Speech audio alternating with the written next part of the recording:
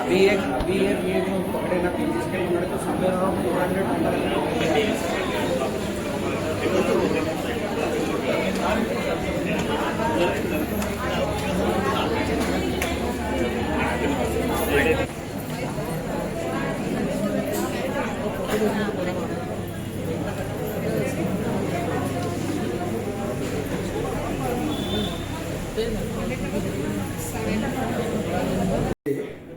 ನಿವೃತ್ತ ಜಿಲ್ಲಾ ಶಸ್ತ್ರಚಿಕಿತ್ಸಕ ಹಾಗೂ ಅಧ್ಯಕ್ಷರು ಗುರ್ಗೆ ಆಸ್ಪತ್ರೆ ಬೀದರ್.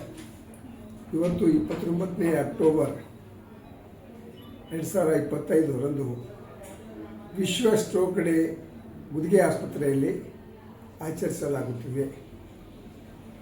ಏಕೆಂದರೆ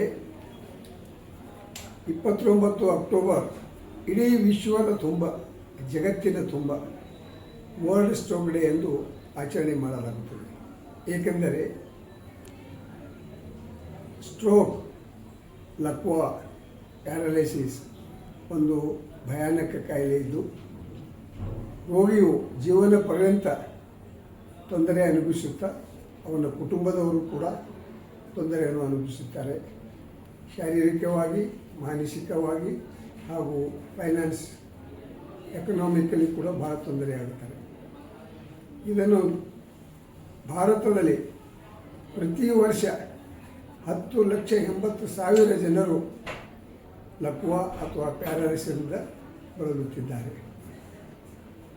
ಸ್ಟ್ರೋಕ್ ಏಕಾಗುತ್ತದೆ ಅಂದರೆ ಮೆದುಳಿಗೆ, ಬ್ರೈನಿಗೆ, ರಕ್ತನಾಳಗಳಲ್ಲಿ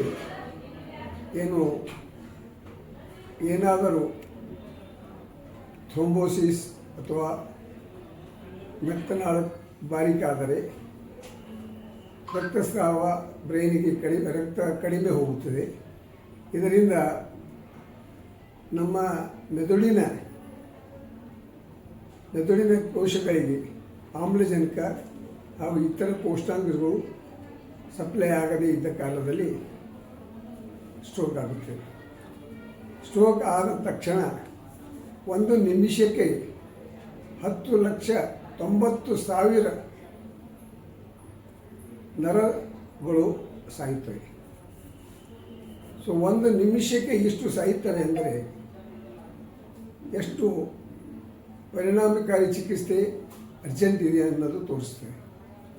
ಸ್ಟ್ರೋಕ್ ಆದ ತಕ್ಷಣ 4 ಗಂಟೆಯಲ್ಲಿ ರೋಗಿಯು ಆಸ್ಪತ್ರೆಗೆ ಬಂದರೆ ಅಲ್ಲಿ ಆಗ್ತಕ್ಕಂಥ ತೊಂದರೆಯನ್ನು ತಪ್ಪಿಸಲು ಸಾಧ್ಯವಾಗುತ್ತದೆ ಮತ್ತು ರೋಗಿಯು ಪುನಃ ಕೈಕಾಲಲ್ಲಿ ಶಕ್ತಿ, ಬಾಯಲ್ಲಿ ಶಕ್ತಿ ಎಲ್ಲ ರಿಕವರಿ ಆಗಲಿಕ್ಕೆ ತುಂಬ ಪರಿಣಾಮಕಾರಿ ಚಿಕಿತ್ಸೆಯನ್ನು ನೀಡಬಹುದು. ಅದಕ್ಕೆ ಸಮಯ ಬಹಳ ಮುಖ್ಯ. ಇದು ಒಂದು ಹೇಗೆ ನಾವು ಆಕ್ಸಿಡೆಂಟ್ ಟ್ರೀಟ್ಮೆಂಟ್ ಮಾಡ್ತೀವಿ ಅದೇ ರೀತಿ ಇದೊಂದು ಎಮರ್ಜೆನ್ಸಿ ಟ್ರೀಟ್ಮೆಂಟ್ ಅಂತ ನಾವೆಲ್ಲರೂ ತಿಳಿದುಕೊಳ್ಳಬೇಕು.